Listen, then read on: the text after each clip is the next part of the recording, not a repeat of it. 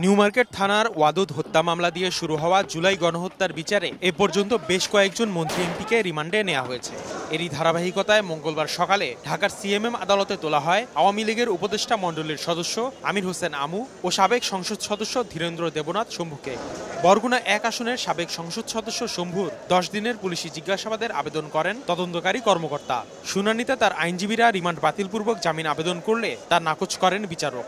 পরে ৬ দিনের রিমান্ডের আদেশ দেওয়া হয়। এই মামলার সাথে সম্পৃক্ত কোনো বিষয়বস্তুর সাথেও তিনি ছিলেন না। তাকে এই মামলায় শুধুমাত্র রাজনৈতিকভাবে হয়রানি করার জন্য নেওয়া হয়েছে। তিনি সম্পূর্ণ নির্দোষ এবং নিরপরাধ। তার রিমান্ড বাতিল পূর্বক আমরা জামিনের জন্য প্রার্থনা করেছি। আদালতে তোলা হয় ১৪ দলের মুখপাত্র ও আওয়ামী লীগের উপদেষ্টা মণ্ডলীর সদস্য আমির হোসেন আমুকেও। ৬ দিনের রিমান্ড শেষে আদালতে হাজির করা হয় তাকে। শুনানিতে তার জামিন আবেদন করা হলে রাষ্ট্রপক্ষের আইনজীবী বলেন, জামিনের মুক্তি পেয়ে দেশে অরাজকতা সৃষ্টি করতে পারেন আমু। পরে তার জামিন আবেদন নাকচ করে কারাগারে পাঠানোর নির্দেশ দেন বিচারক।